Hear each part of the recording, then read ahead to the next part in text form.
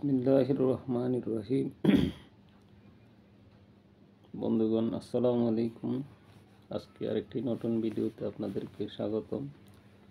আজকে গলা ব্যথার সাধারণ কারণ এবং তার প্রতিকার সে ব্যাপারে কিছু কথা বলবো। আজকাল প্রায় দেখা যায় শিশু থেকে বৃদ্ধ পর্যন্ত প্রায় গলার বিভিন্ন উপসর্গ নিয়ে আমাদের কাছে আসে। গলার ব্যথায় আমরা প্রায় সবাই কখনো না কখনো আক্রান্ত হয়েছি। অনেকে এটিকে সাধারণ সমস্যা ভেবে অবহেলা করেন, কিন্তু এই ব্যথার পিছনে একটি গুরুত্বপূর্ণ রোগ টনসিলাইটিস। এটি ফেরিক্স এবং টনসিলের একযোগে সংক্রামক, যা হঠাৎ করে শুরু হয় এবং রোগীকে দুর্বল করে দেয়। সহজ ভাষায়, গলার পেছনের অংশে ফেরিংস এবং দুই পাশে থাকা প্যালাটাইন টনসিলের সংক্রমণকে টনসিলাইটো ফ্যারিঞ্জাইটিস বলে। উপসর্গ। এই উপসর্গ হলে কি হয়? টনসিল ফ্যারিঞ্জাইটিস হলে রোগীরা সাধারণত কিছু নির্দিষ্ট উপসর্গ অনুভব করে, যেমন গলা ব্যথা, গিলতে কষ্ট হওয়া, গলার মধ্যে লিম্ফ নোড ফোলা, মুখ থেকে দুর্গন্ধ বের হওয়া, জ্বর, শরীর দুর্বল লাগা। শিশুর ক্ষেত্রে অনেক সময় খাওয়ার অনীহা, এমনকি শিশু পেটের অস্বস্তি, বমির মতো সমস্যাও দেখা দিতে পারে। এর কারণ কি? কারণ সংক্রামক এ রোগের সবচেয়ে পরিচিত জীবাণু হল গ্রুপ বিটা হিমোলাইটিক স্ট্রেপ্টোকক্কাস। টনসিলাইটিসের ভাইরাসজনিত সংক্রমণও হতে পারে। সংক্রমিত ব্যক্তির কাশি, হাঁচি, ঘনিষ্ঠ যোগাযোগ বা দূষিত জিনিসপত্রের ব্যবহার থেকে এটি ছড়াতে পারে। রোগ নির্ণয়। চিকিৎসকরা সাধারণত উপসর্গ দেখে রোগ নির্ণয় করেন। প্রয়োজন হলে গলার সোয়াব কালচার টেস্ট করা হয়, যাতে বোঝা যায় ব্যাকটেরিয়া নাকি ভাইরাস এ রোগটির জন্য দায়ী। চিকিৎসা নির্ভর করে উপসর্গ এবং কারণের উপর।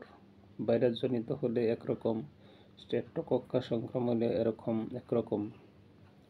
সাধারণত অ্যান্টিবায়োটিক প্রয়োজন হয় না। বিশ্রাম, গরম পানির গার্গলে প্রচুর তরল আবার উপশমে সাহায্য করে। স্ট্রেপ্টোকক্কাস আক্রমণ হলে এক্ষেত্রে অ্যান্টিবায়োটিক ডাক্তাররা দিয়ে থাকেন। অবহেলার ঝুঁকি এবং জটিলতা। মনে রাখবেন, প্রাথমিক যত্নে সহজেই এটি ভালো হয়। অবহেলার জটিলতা বাড়তে পারে। সময়মতো চিকিৎসা না নিলে টনসিলাইটিস থেকে টনসিলে পোড়া, কানে ব্যথা হতে পারে। আবার স্ট্রেপ্টোকক্কাস জীবাণু হৃৎপিণ্ড, কিডনি বা জয়েন্টের দীর্ঘমেয়াদী জটিলতা তৈরি হতে পারে। তাই অবহেলা না করে দ্রুত একজন অভিজ্ঞ ডাক্তারের শরণাপন্ন হওয়া দরকার। কিভাবে প্রতিরোধ করা যায়? প্রতিরোধেরও কিছু ব্যবস্থা আছে। হাঁচি কাশির সময় একটা রুমাল ব্যবহার করা, পরিষ্কার পরিচ্ছন্ন থাকা, নিয়মিত হাত ধোয়ার অভ্যাস করা। ঠান্ডা পানি, আইসক্রিম খেলে গলা ব্যথা, কাশি বাড়ে, তাই এ সময় ঠান্ডা পানীয়, সফট ড্রিঙ্কস, আইসক্রিম এড়িয়ে চলতে হবে। গলা ব্যথাকে সাধারণ সমস্যা ভেবে অবহেলা করা উচিত নয়। এর সঠিক চিকিৎসা হলে সহজেই রোগী আরোগ্য হতে পারে। তো এর জন্য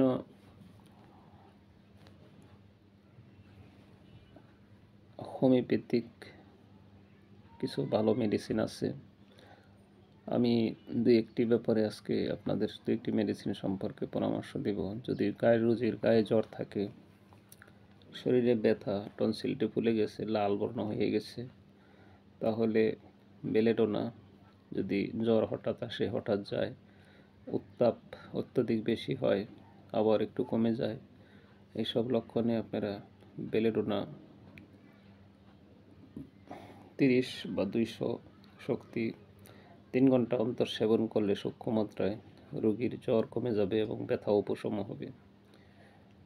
রোগীর যদি শরীরে প্রচণ্ড ব্যথা থাকে, হাতে পায়ে চাবানি কামড়ানি থাকে এবং সে কোনো অবস্থাতেই স্বস্তি পাচ্ছে না, তার খুবই অস্বস্তি লাগছে, তার ব্যথা বেদনা তীব্রতা এবং সেই সাথে গলাটি ফুলে গিয়েছে, এক্ষেত্রে আমরা ফাইটোলাক্কা নামক ওষুধটি ব্যবহার করে রোগীর দ্রুত আরোগ্যর দিকে চলে যাবে।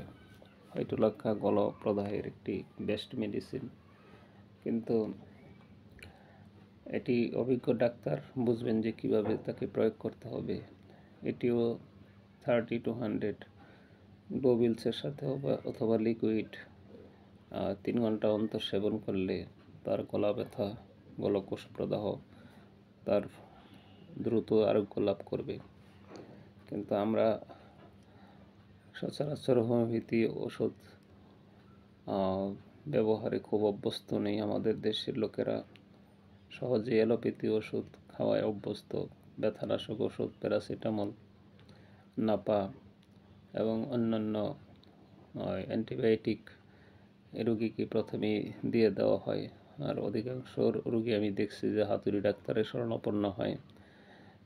হয়তো কিছু ভালো হয়, কিন্তু জটিলতা এবং ঝুঁকি থেকেই যায়।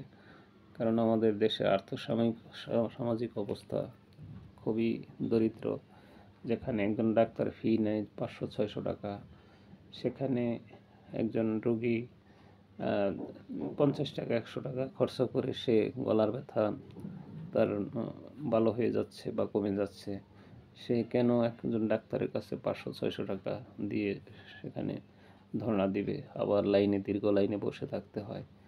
তবে আমাদের দেশে যে চিকিৎসা ব্যবস্থাটা দরিদ্রদের জন্য যদি একটু সহনীয় পর্যায়ে ভিজিটটা নেওয়া হতো, তাহলে অধিকাংশ রোগীরাই সেখানে উপকৃত হইতে পারত।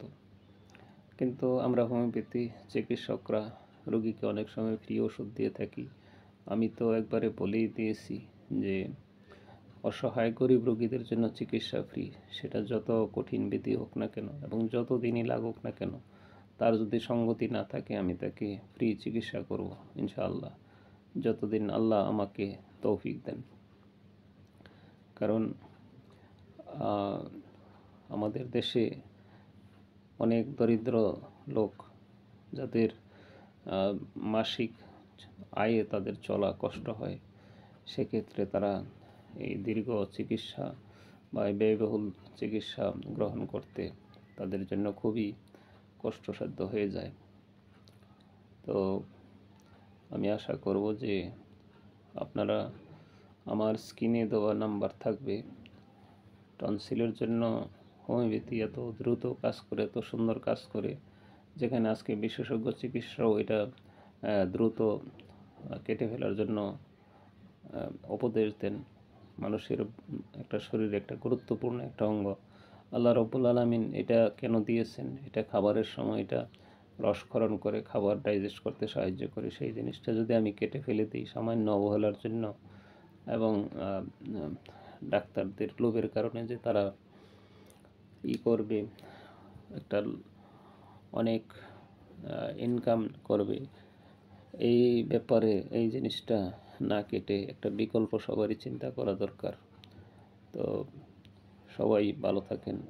আমাদের সমাজে যারা সঙ্গতি আছে তারা অসহায় মানুষদের সেবায় এগিয়ে আসা দরকার।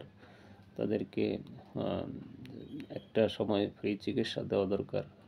সবাই ভালো থাকেন। আসসালামু আলাইকুম রহমতুল্লাহি ওয়া বারাকাতুহু।